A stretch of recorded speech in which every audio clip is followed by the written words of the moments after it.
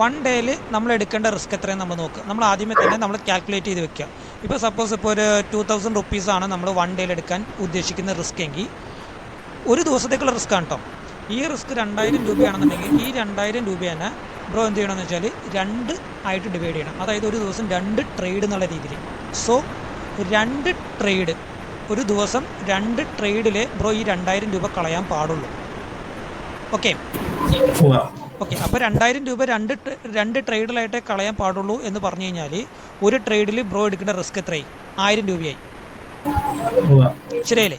ഈ 1000 രൂപ റിസ്ക് എടുക്കുമ്പോൾ ബ്രോയ്ക്ക് ഒരു ലോട്ടാണ് എടുക്കാൻ പറ്റുന്നതെങ്കിൽ, ഒരു ലോട്ടിൽ ബ്രോ എടുക്കാം. ഇപ്പോൾ നമ്മുടെ നിഫ്റ്റിയാണ് നമ്മൾ എടുക്കുന്നതെങ്കിൽ നിഫ്റ്റിയിൽ 25 ക്വാണ്ടിറ്റിയാണ്. അപ്പോൾ 25 ഡിവൈഡഡ് ബൈ 1000 എന്ന് പറഞ്ഞു കഴിഞ്ഞാൽ ബ്രോയുടെ സ്റ്റോപ്പ് ലോസ് എത്രയും? 40 പോയിന്റ് ഇല്ലേ? അപ്പം 40 പോയിന്റിനുള്ളിലാണ് ബ്രോയുടെ സ്റ്റോപ്പ് ലോസ് റിസ്ക് വരുന്നതെങ്കിൽ ഇമ്മീഡിയറ്റ് ആയിട്ട് ബ്രോയ്ക്ക് 1 ലോട്ട് കയറാം. ഓക്കെ. ഇനി റിസ്ക് കൂടുതലാണെന്നുണ്ടെങ്കിൽ, നമുക്ക് ഒരു ട്രേഡിൽ എടുക്കാൻ പറ്റുന്ന റിസ്ക് കൂടുതലാണ് ബ്രോ സെറ്റ് ചെയ്തേക്കണമെങ്കിൽ, ഇപ്പോൾ 1500 രൂപയാണ് സെറ്റ് ചെയ്തേക്കുന്നത് വിചാരിക്കുക. അതായത് ടോട്ടൽ ഒരു ദിവസം 3000 രൂപ റിസ്ക് എടുക്കുക എന്നുള്ള രീതിയിൽ. അങ്ങനെയാണെങ്കിൽ 1500 രൂപയാണ് ഒരു ട്രേഡിൽ റിസ്ക് എടുക്കുന്നതെങ്കിൽ ബ്രോയുടെ സ്റ്റോപ്പ് ലോസ് എന്ന് പറയുന്നത് 60 പോയിന്റ് ആവും നിഫ്റ്റിയിൽ. ശരിയായില്ലേ? അപ്പോൾ ബ്രോ ഇത്ര മാത്രം ആലോചിക്കേണ്ട കാര്യമുള്ളൂ. 40 പോയിന്റ് ആണ് എൻ്റെ റിസ്ക് എങ്കിൽ 1 ലോട്ട് ഞാൻ കയറും. ഓക്കെ. ഇനി 1500 രൂപയുടെ റിസ്ക് ആണ് ഞാൻ എടുത്ത് ചെയ്യുന്നതെങ്കിൽ എനിക്ക് 60 പോയിന്റ് റിസ്ക് വന്നു കഴിഞ്ഞാൽ ഞാൻ 1 ലോട്ടേ കയറുള്ളൂ. അതേസമയം 40 പോയിന്റിന് താഴെയാണെങ്കിൽ ഞാൻ 2 ലോട്ട് കയറും. മനസ്സിലായ കാൽക്കുലേഷൻ? അപ്പം ആ ഒരു രീതിയിൽ മാത്രം സെറ്റ് ചെയ്ത് വെക്കുക. അതായത് 1500 രൂപ ഞാനൊരു ഒരു ട്രേഡിൽ റിസ്ക് എടുക്കുന്നുണ്ടെങ്കിൽ 40 പോയിന്റിനും 60 പോയിന്റിനും ഇടയിലാണ് എൻ്റെ റിസ്ക് വരുന്നതെങ്കിൽ ഞാൻ 1 ലോട്ടേ കയറുള്ളൂ. 40 പോയിന്റിന് താഴെയാണ് എൻ്റെ റിസ്ക് വരുന്നതെങ്കിൽ ഞാൻ 2 ലോട്ട് കയറും. സെറ്റായി അവിടെ? ഓക്കെ, സെറ്റായി. നമുക്ക് ഒരു ഓപ്പർച്യൂണിറ്റി വരുന്ന സമയത്ത് നമ്മുടെ ലോവർ പോയിന്റ് എത്രയെന്ന് നമുക്ക് അറിയാൻ പറ്റും. എക്സാമ്പിൾ പറയുകയാണ്, ഞാനിപ്പോൾ 140 എന്നുള്ളതാണ് നമ്മുടെ ഏറ്റവും ലോവർ പോയിന്റ് അല്ലേ? മാർക്കറ്റ് ഫോർമേഷൻ ആകുന്ന സമയത്ത് 160, 62, 63 ഇങ്ങനെ കാണിച്ചിട്ടായിരിക്കുള്ളൂ ക്ലോസ് ആവണത്. ശരിയല്ലേ? ഓക്കെ. അപ്പോൾ 160, 62 എന്ന് പറഞ്ഞുകൊണ്ട് ഇങ്ങനെ കാണിച്ചുകൊണ്ടിരിക്കുന്ന സമയത്ത് തന്നെ ബ്രോയുടെ മൈൻഡിൽ എന്താ പറഞ്ഞത്? 160 മൈനസ് 140, 22 പോയിന്റ്. ശരിയല്ലേ? ഇനി ഇത് 165 പോയി ക്ലോസ് ചെയ്താൽ പോലും എനിക്ക് വരാൻ പോണത് 25 പോയിന്റ് ആണ് എൻ്റെ സ്റ്റോപ്പ് ലോസ്. അത് ക്ലോസ് ആവണവരെ നമ്മൾ വെയിറ്റ് ചെയ്യണമല്ലോ. അപ്പോൾ ക്ലോസ് ആയാലും ഈ ഒരു പോയിന്റ് ആയിരിക്കും ക്ലോസ് ആകാൻ പോകുന്നത്. അപ്പോൾ 25 പോയിന്റ് ആണ് എനിക്ക് മാക്സിമം വരാൻ പോണ എൻ്റെ റിസ്ക്. അങ്ങനെയാണെങ്കിൽ ഞാൻ 2 ലോട്ട് കയറും. കൺഫേം ആയോ അവിടെ? ഇനി അതല്ല, നമ്മുടെ ഏറ്റവും ലോവർ പോയിന്റ് ഇരിക്കുന്നത് 140 ആണ്.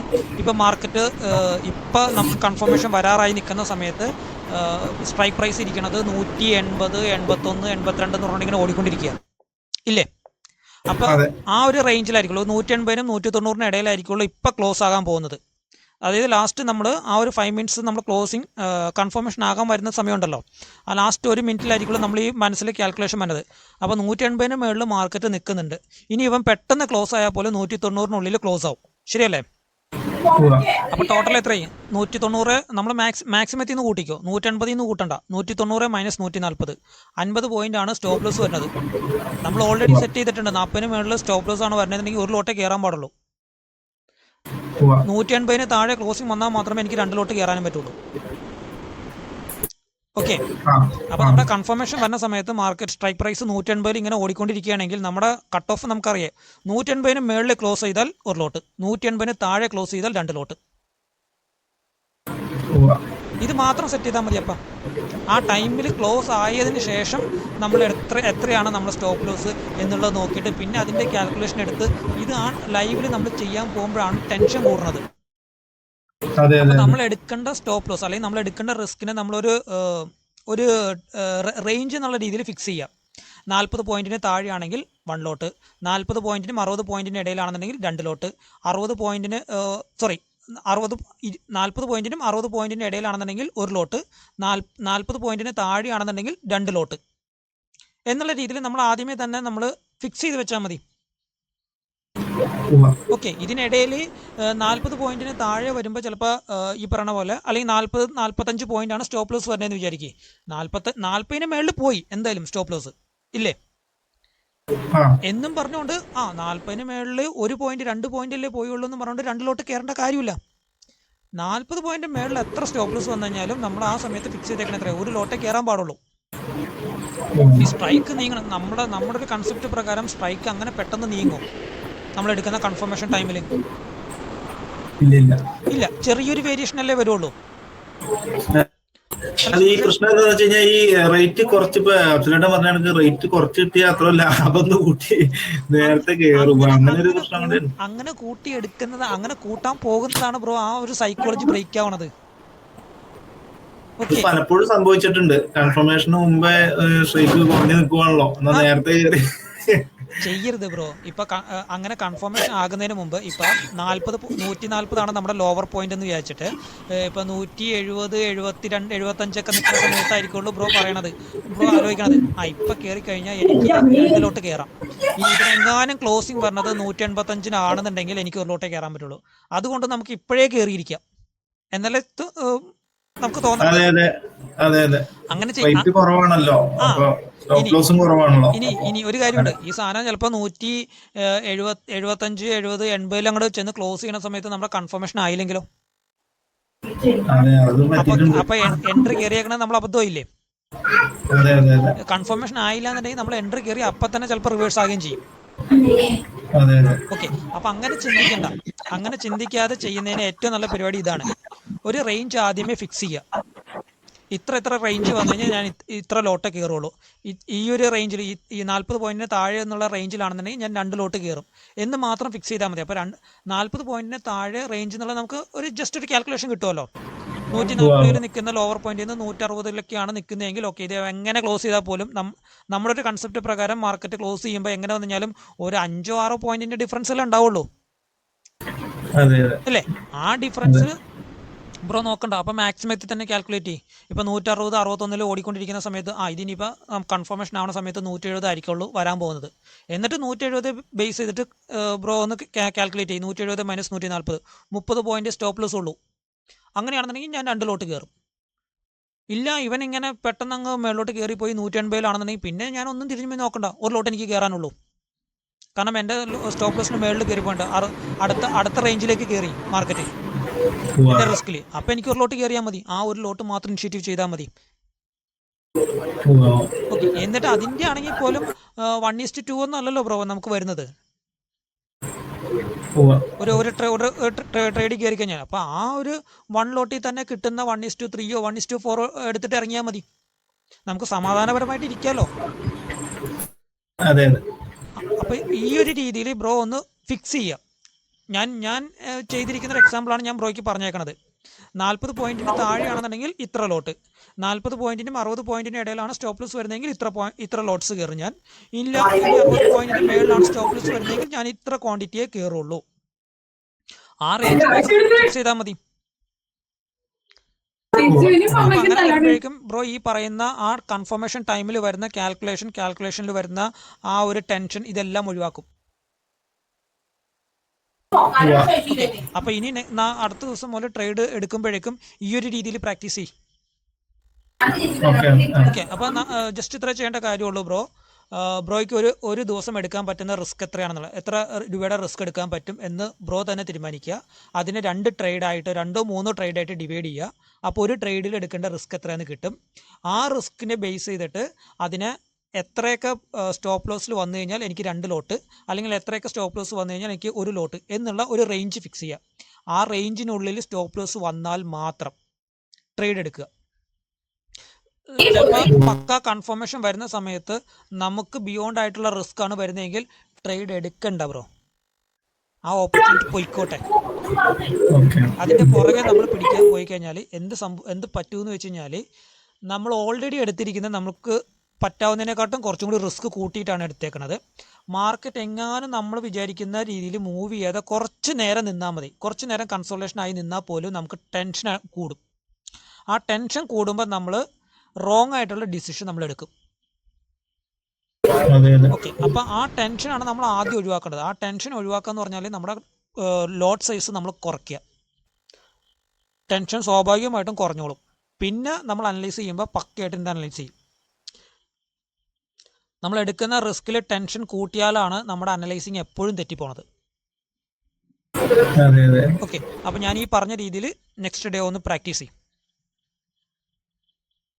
Okay, okay. വേറെ ഏതെങ്കിലും രീതിയിലുള്ള പ്രോബ്ലംസ് വരുന്നുണ്ടോ? പിന്നെ വേറെ ഇല്ല, ഇതാണ് മെയിൻ ആയിട്ട് വന്നത്. ഫിയർ ഓഫ് എന്താ ഇതിന് പറയണേ, പേടി. ഫിയർ ഓഫ് മിസ്സിംഗ് ഓപ്പർച്യൂണിറ്റി അല്ലേ? അതെ അതെ അതെ. അത് പൊക്കോട്ടെ ബ്രോ, മാർക്കറ്റ് ഇന്ന് മാത്രമല്ലല്ലോ ഉള്ളത്, നാളെ ഉള്ളതല്ലേ. ഓക്കെ, കഴിഞ്ഞ ഒരു മാർക്കറ്റ് ചെറിയൊരു കറക്ഷൻ പോലെ വന്ന സമയത്ത് ഞാൻ പറഞ്ഞിരുന്നു 24,000 സപ്പോർട്ട് എടുത്തു കഴിഞ്ഞ് കഴിഞ്ഞാൽ മാർക്കറ്റിൽ നമുക്ക് ഓപ്പർച്യൂണിറ്റി വരുന്നത് പെട്ടെന്ന് വരില്ല. അത് കഴിഞ്ഞിട്ടുള്ള 2 ദിവസം നമുക്ക് ഓപ്പർച്യൂണിറ്റി ഒന്നും ഉണ്ടായില്ല, ട്രേഡ് എടുക്കരുതെന്ന് പറഞ്ഞു ഇല്ലേ? അത് കഴിഞ്ഞിട്ട് 3ാമത്തെ ദിവസം ഞാൻ പറഞ്ഞു ഓക്കെ നമുക്ക് ഓപ്പർച്യൂണിറ്റി വരും, കയറിക്കോളാം. ആ 2 ദിവസം കിട്ടാതിരുന്ന പ്രോഫിറ്റും കൂടി ചേർത്തിട്ടാണ് ഒറ്റ ദിവസത്തെ ട്രേഡ് വന്നത്. ഒരു ദിവസം മാർക്കറ്റ് താഴേക്ക് വീണപ്പോഴേക്കും എല്ലാ കൺഫർമേഷനും കിട്ടിയിട്ടാണ് താഴേക്ക് വീണത്. നല്ല ഓപ്പർച്യൂണിറ്റി ആയിരുന്നു. അതേപോലെ തന്നെ മാർക്കറ്റ് അപ്സൈഡ് പോയ സമയത്തും ഇല്ലേ,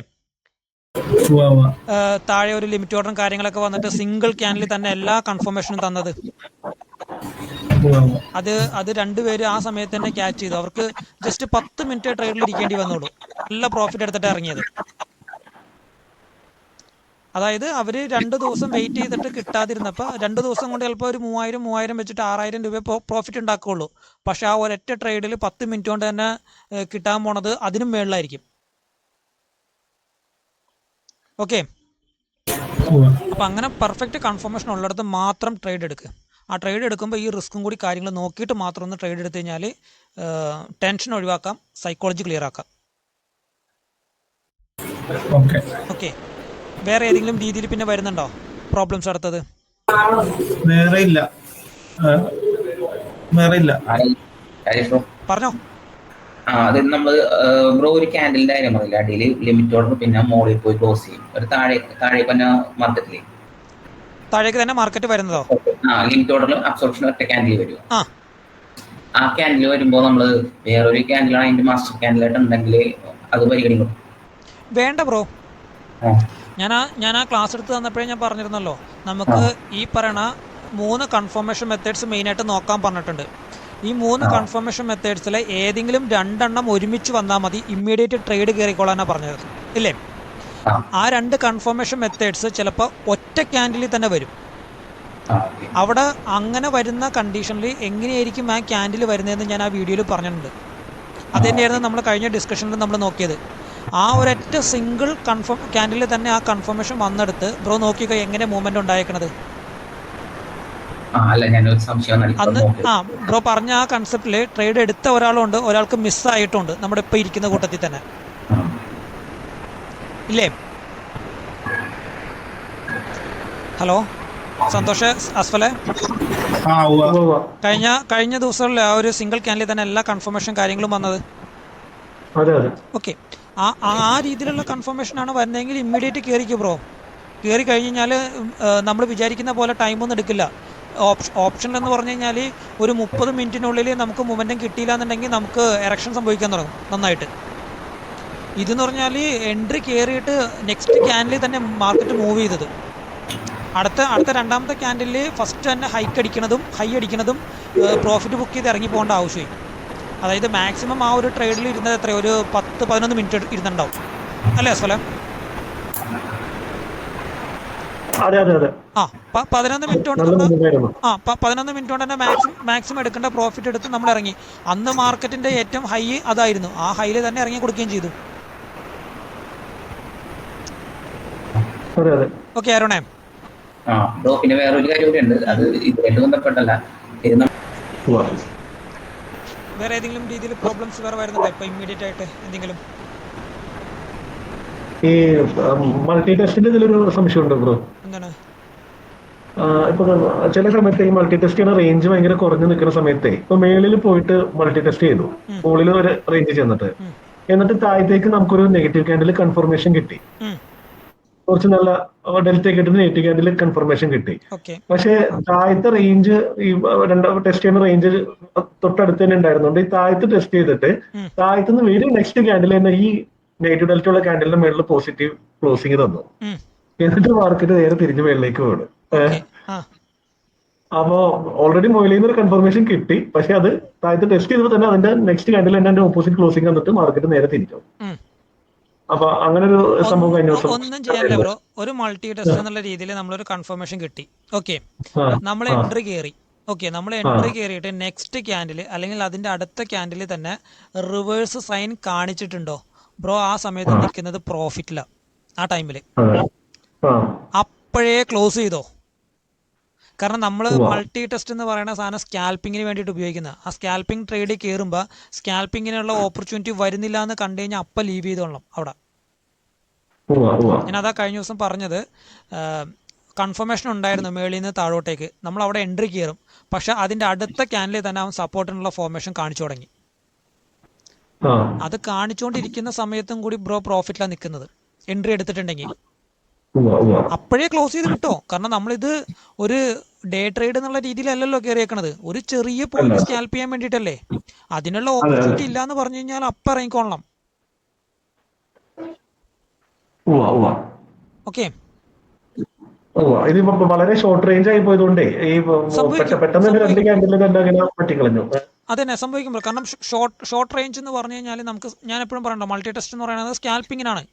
സ്കാൽപ്പിംഗ് എന്ന് പറഞ്ഞാൽ എത്രയാണ് മാക്സിമം പോയി കഴിഞ്ഞാൽ ഒരു 10-15 പോയിന്റ് നിഫ്റ്റിയിൽ എടുക്കുന്നതല്ലേ പോയിന്റ്സ് സ്കാൽപ്പിങ്.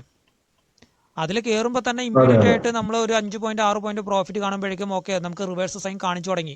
ഓൾറെഡി നമ്മൾ പ്രോഫിറ്റിലാണ് നിൽക്കുന്നത്. അപ്പോഴേ ലീവ് ചെയ്തോട്ടെ. നമ്മൾ നോക്കുന്ന മെയിനായിട്ട് നോക്കുന്ന കൺസെപ്റ്റുകളുണ്ടല്ലോ, ആ കൺസെപ്റ്റിൽ തന്നെ സ്റ്റിക്ക് ഓൺ ചെയ്ത് നിൽക്കുമ്പോൾ ഈ പ്രോബ്ലം വരില്ല. നമുക്ക് നല്ല പ്രോഫിറ്റ് ഏൺ ചെയ്യാൻ പറ്റും എന്നുള്ള കാര്യം കൺഫേം ആണ്. ഡാഷ് ബ്രോ, ഈ നെക്സ്റ്റ് ക്യാൻഡിൽ തിരിച്ച് ക്ലോസ് ചെയ്ത് കഴിയുമ്പോൾ ലോസിലേക്കല്ലേ വന്നേക്കണേ? അപ്പൊ നെക്സ്റ്റ് ക്യാൻഡിൽ തന്നെയല്ലേ ഇപ്പൊ ക്ലോസിങ് വന്നത്? അങ്ങനെയല്ല ബ്രോ സംഭവിച്ചത്. കഴിഞ്ഞ ദിവസം സംഭവിച്ചത് അങ്ങനെയല്ല. കഴിഞ്ഞ ദിവസം സംഭവിച്ചത് വെച്ചാൽ ഇതൊരു റെസിസ്റ്റൻസ് പോയിന്റ് ആയിരുന്നു. ഓക്കെ, ഇവിടെ വന്നിട്ട് ഒരു ഗ്രീൻ ഡെൽറ്റ ഇട്ടു, പിന്നെ ഒരു ഡോജി ക്യാൻഡിൽ ഫോം ചെയ്തു. അത് കഴിഞ്ഞിട്ട് ഇമ്മീഡിയറ്റ് റിവേഴ്സ് നമുക്ക് സൈൻ എല്ലാ രീതിയിലുള്ള കൺഫർമേഷൻ തന്നു, റെസിസ്റ്റൻസ് എടുത്തു എന്നുള്ളത്. ഓക്കെ, അങ്ങനെ വന്നു കഴിഞ്ഞാൽ നമ്മൾ ഇമ്മീഡിയറ്റ് ഇവിടെ എൻട്രി കയറും. നമ്മൾ എൻട്രി കയറിയിട്ട് അതിൻ്റെ അടുത്ത ക്യാൻഡിൽ വന്നത് നമുക്ക് റിവേഴ്സ് സൈൻ തരാൻ തുടങ്ങി. ഓക്കെ, മനസ്സിലാവുന്നുണ്ടോ? ഈ റിവേഴ്സ് സൈൻ തരാൻ തുടങ്ങിയപ്പോൾ തന്നെ ഓൾറെഡി ഈവൻ ഷോർട്ട് റേഞ്ചാണ് നിൽക്കുന്നത്. നേരത്തെ അസ്ഫൽ ബ്രോ പറഞ്ഞ പോലെ തന്നെ ഈവൻ ഷോർട്ട് റേഞ്ചിലാണ് നിൽക്കുന്നത്. ഇതാണ് ആ ഷോർട്ട് റേഞ്ച് ഇരിക്കുന്നത്. ഈ ഷോർട്ട് റേഞ്ചിൽ ഇവിടുന്ന് സപ്പോർട്ട് എടുക്കാനുള്ള ഒരു കൺഫർമേഷൻ സ്റ്റാർട്ട് ചെയ്തു. അടുത്ത ക്യാൻഡിൽ ചെറിയൊരു ഒരു ഗ്രീൻ ക്യാൻഡിൽ പോലെയാണ് വന്നത്. മനസ്സിലായോ? ഇവിടെ വന്നപ്പോൾ തന്നെ അത് 50% മുകളിൽ കൺഫർമേഷൻ ആയി നമുക്ക് ഇവൻ സപ്പോർട്ട് എടുക്കാൻ പോണത്. അപ്പോൾ ഇവിടെ എടുത്തിരിക്കുന്ന ട്രേഡ് ഇവിടെ വന്നാൽ പോലും നമ്മളത് പ്രോഫിറ്റിലല്ലേ നിൽക്കുന്നത്. ആ സമയത്ത് തന്നെ കട്ട് ചെയ്ത് കളയാനാണ് ഞാൻ പറഞ്ഞത്. ഓക്കെ, അല്ലാതെ ബ്രോ ഉദ്ദേശിക്കുന്ന പോലെ ഇങ്ങനെ വന്നിട്ട് തിരിച്ച് ഇവിടെ വന്ന് നിൽക്കുന്ന സമയത്തല്ലേ നമുക്ക് റിവേഴ്സ് കൺഫർമേഷൻ വന്നെന്നല്ല. ഇത് ജസ്റ്റ് ഇതിനടിയിൽ തന്നെ നിന്നുകൊണ്ട് തന്നെ അവൻ കൺഫർമേഷൻ ആയി തുടങ്ങി. ഓക്കെ, പിന്നെ അതൊരു സ്കാൽപ്പിംഗ് ട്രേഡ് അല്ലേ ബ്രോ? സ്കാൽപ്പിംഗ് ട്രേഡിൽ ചെറിയൊരു കൺഫർമേഷൻ വന്ന് തുടങ്ങിയാൽ തന്നെ നമ്മൾ ലീവ് ചെയ്ത് നമ്മൾ അപ്പം തന്നെ മാറിക്കൊള്ളണം, എക്സിറ്റ് ചെയ്ത് മാറിക്കൊള്ളണം. ഒരു ഡേ ട്രേഡ് എന്നുള്ള രീതിയിൽ വെച്ചുകൊണ്ടിരിക്കുന്നതിൽ മാത്രമേ നമുക്ക് ട്രേഡ് എടുത്തിട്ട് ഓക്കെ തിരിച്ച് റിവേഴ്സിൽ കൺഫർമേഷൻ വന്നിട്ടേ നമ്മൾ ഇറങ്ങുള്ളൂ എന്നുള്ള രീതിയിൽ നമുക്ക് ഇരിക്കാൻ പറ്റുള്ളൂ. കാരണം അങ്ങനെ നമ്മളൊരു പെർഫെക്റ്റ് ട്രേഡിൽ കയറാന്ന് പറയുമ്പോഴേക്കും നമുക്ക് ഈ ഭാഗത്തായിരിക്കുള്ള ഒരു റെസിസ്റ്റൻസ് ഫോർമേഷൻ വരുന്നത്. നമ്മുടെ ഇരിക്കുന്ന ടാർഗറ്റ് എന്ന് പറയുന്നത് ഇവിടെയാണ്. ഇവിടെ വന്നിട്ടായിരിക്കുള്ള അവൻ സപ്പോർട്ടിന്റെ ഫോർമേഷൻ കാണിക്കാൻ പോകുന്നത് ഇല്ലേ? അതിന്റെ കൺഫർമേഷൻ വന്നിട്ട് ഇറങ്ങിയാൽ മതി ഇങ്ങനെ.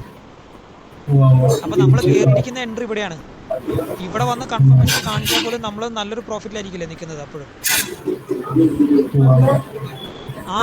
ആ ഒരു കണ്ടീഷൻ അല്ല ബ്രോ ഇവിടെ പറഞ്ഞത്. ഇപ്പം ഓക്കെ, പിന്നെ വേറെ ഏതെങ്കിലും രീതിയിലുള്ള ഇപ്പൊ ലൈവിൽ എന്തെങ്കിലും പ്രോബ്ലംസ് വേറെ വരുന്നത്? ജിൻസെ വേറെ എന്തെങ്കിലും?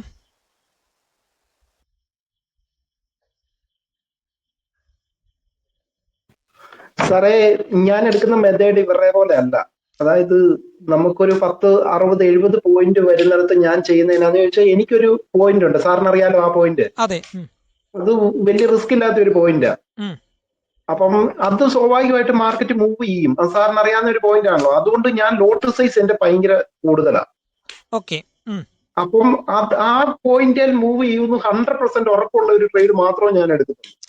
അവിടെ ഇനി ബ്രോ ഇനി പ്രത്യേകിച്ച് കാര്യങ്ങളൊന്നും നോക്കണ്ട, പിന്നെ കാര്യങ്ങളും കൂടി ഒന്ന് ചെക്ക് ചെയ്താൽ മതി. റിസ്ക് എന്ന് പറഞ്ഞാൽ 1:1 ആണ്. ഓക്കെ. അപ്പൊ എനിക്ക് റിസ്ക് വരാനുള്ള ചാൻസ് ഇല്ല. എന്നാന്ന് വെച്ചാൽ അത്ര പക്ക ട്രേഡ് മാത്രമേ ഞാൻ എടുക്കുന്നുള്ളൂ. പിന്നെ വരുന്ന എന്നാന്ന് ചോദിച്ചാൽ ഞാൻ ചെയ്യുന്ന എന്താന്ന് വെച്ചാൽ ആ പോയിന്റിന്റെ അവിടെ കൊണ്ടുപോയി ഞാൻ എന്റെ സ്റ്റോപ്പ് ലോസ് സെറ്റ് ചെയ്യും. പിന്നെ ബാക്കി കിട്ടുന്ന എനിക്ക് ചിലപ്പോ അത് എവിടെ പോകുന്നു അത് എനിക്ക് ബാധകമല്ല. ചിലപ്പോൾ അത് 60 പോയിന്റ് കിട്ടിയിട്ടുണ്ട്, ചിലപ്പോൾ 100 പോയിന്റ് കിട്ടിയിട്ടുണ്ട്. അങ്ങനെയൊക്കെ അത് ആ ഒരു പോയിന്റ് ഞാൻ കാൽക്കുലേറ്റ് ചെയ്യത്തേ ഇല്ല. എനിക്ക് വേണ്ടി ആ പോയിന്റ് മാത്രമേ ഉള്ളൂ. അവിടെ കൊണ്ടുവന്ന് ഞാൻ എന്റെ സ്റ്റോപ്പ് ലോസ് സെറ്റ് ചെയ്ത് വെക്കും. ഞാൻ ട്രെയിൽ ചെയ്യും. അവിടെ അത് ഫിക്സഡ് അത്. പിന്നെ ഞാനത് മാറ്റാൻ പോലും നിൽക്കത്തില്ല. പിന്നെ മാറ്റണ്ട. പിന്നെ മാർക്കറ്റ് ബ്രോ വിചാരിച്ച വഴിക്കാണ് മാർക്കറ്റ് പോകുന്നതെങ്കിൽ കിട്ടുന്നതെല്ലാം ബോണസ് ആയിട്ട് അവിടെ ഇരുന്നോട്ടെ.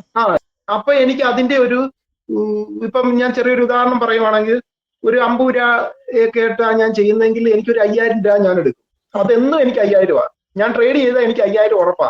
അതാ ബ്രോ, അറിയാലോ ആ പോയിന്റ് സാറിന് അറിയാവുന്നതുകൊണ്ട് അത് 100% ഉറപ്പാന്ന് സാറിന് അറിയാലോ. അതാ ബ്രോ, അപ്പൊ അങ്ങനെ വരുമ്പോഴേക്കും നമുക്ക് കൺസിസ്റ്റൻസി എന്നുള്ളത് പെർഫെക്റ്റ് ആയിട്ട് വരും. അപ്പം എനിക്കത് ലോസ് വരാനുള്ള ഒരു അവസരമുള്ള ട്രേഡാണ് ഞാൻ എടുക്കത്തില്ല. എനിക്ക് ലോസ് വേണ്ട. ഓക്കെ. ഞാനിപ്പോ അതാ ഞാൻ പറഞ്ഞ സാറിനോട്, ഞാൻ 50 രൂപ ഞാൻ ചെയ്യുമ്പോൾ 5000 രൂപ എടുത്തു കഴിഞ്ഞാൽ 10 ട്രേഡ് വന്നു കഴിഞ്ഞാൽ എന്റെ അത് പക്ക perfect capital double. Okay bro, ഞാനിപ്പോ ഇങ്ങനെ ഒരു ഗ്രൂപ്പ് ജിൻസ് പറഞ്ഞോ. ഈ സന്തോഷേട്ടന് ഞാനും നേരത്തെ ഞാൻ പണ്ട് ട്രേഡ് ചെയ്യുന്ന അതേ ഒരു രീതി സന്തോഷേട്ടൻ പറഞ്ഞപ്പോ എനിക്ക് ഫീൽ ചെയ്തു. എങ്ങനെയാണ്? സന്തോഷേട്ടൻ ട്രേഡ് ചെയ്യുന്ന ആ ഒരു മെത്തേഡ് SL സെറ്റ് ചെയ്യാൻ എനിക്ക് അറിയത്തില്ലായിരുന്നു. അപ്പം ഞാനിങ്ങനെ ട്രേഡ് ചെയ്തുകൊണ്ടിരുന്നത് ഒരേ രീതി തന്നെ അങ്ങ് ചെയ്യും. എന്നിട്ട് എല്ലാം കൊണ്ടുപോയി കളയുമായിരുന്നു. അതായിരുന്നു എന്റെ ഒരു മെത്തേഡ്. എന്നിട്ട് നമ്മുടെ ട്രേഡ് നഷ്ടപ്പെട്ടു പോകുക എന്നുള്ള ഒരു ഭയങ്കര ടെൻഷനായിരുന്നു. ആ ടെൻഷൻ ഈ സാറ് പറഞ്ഞ പോലെ 7 ദിവസം ചുമ്മാ ഇരുന്നപ്പോ എനിക്കത് മനസ്സിലായി. സന്തോഷേ, കേക്കണ്ട പ്രശ്നം.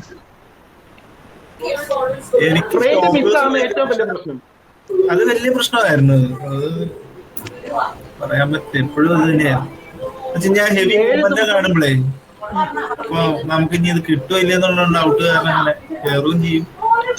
അവസാനം അത് തിരിച്ചു വന്ന് സ്റ്റോപ്പ് ലോസ് പഠിക്കുക. അത് ഇനി പിന്നെ പോയി ടാർഗറ്റ് അടിക്കും.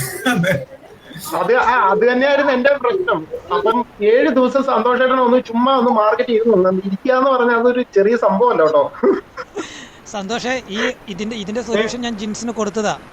അത് തന്നെയാണ് സന്തോഷിന്റെ പ്രോബ്ലം എങ്കിൽ എനിക്ക് പറയാനുള്ള ഉത്തരവും ഇത് തന്നെ ഉള്ളൂ. ബ്രോ അങ്ങനെയാണെന്നുണ്ടെങ്കിൽ 1 വീക്ക് ട്രേഡിൽ ഫുൾ ഡേ ഇരിക്കണം, അക്കൗണ്ടിൽ ക്യാഷ് ഉണ്ടായിരിക്കണം, ഒറ്റ ട്രേഡ് പോലും ഇനിഷ്യേറ്റീവ് ചെയ്യരുത്, എക്സിക്യൂട്ട് ചെയ്യരുത്. ഓപ്പർച്യൂണിറ്റി എല്ലാം ഫൈൻഡ് ഔട്ട് ചെയ്ത് മാർക്ക് ചെയ്ത് വെക്കുകയും വേണം. ഈ പറയുന്ന റൂൾ എന്തെങ്കിലും ഒന്ന് തെറ്റിച്ചാൽ അതിനും സൊല്യൂഷൻ ഇതേ ഉള്ളൂ. ബ്രോ ഒരു 500 രൂപ എടുത്തു വെച്ചോ, കൈമേൽ ചെയ്യിപ്പിച്ച പണിയാണത്. സാറേ സന്തോഷേട്ടാ, ഈ 7 ദിവസമാണ് മാർക്കറ്റ് ഏറ്റവും കൂടുതൽ മൂവ് ചെയ്യുന്ന ദിവസം. അവിടെ നോക്കിയിരുന്നോളാം. അതൊരു സൈക്കോളജി പ്രോബ്ലം ആണ് സന്തോഷ്. അത് ക്ലിയർ ചെയ്യണമെന്നുണ്ടെങ്കിൽ ഈ ഒരു രീതിയിൽ എക്സിക്യൂട്ട് ചെയ്തേ പറ്റുള്ളൂ. അതുകൊണ്ടാണ് ഞാനായിട്ട് ഉണ്ടാക്കിയെടുത്തതൊന്നുമല്ല, എനിക്ക് എന്റെ മെന്റർ പറഞ്ഞു തന്ന പണിയാണത്. ഓക്കെ.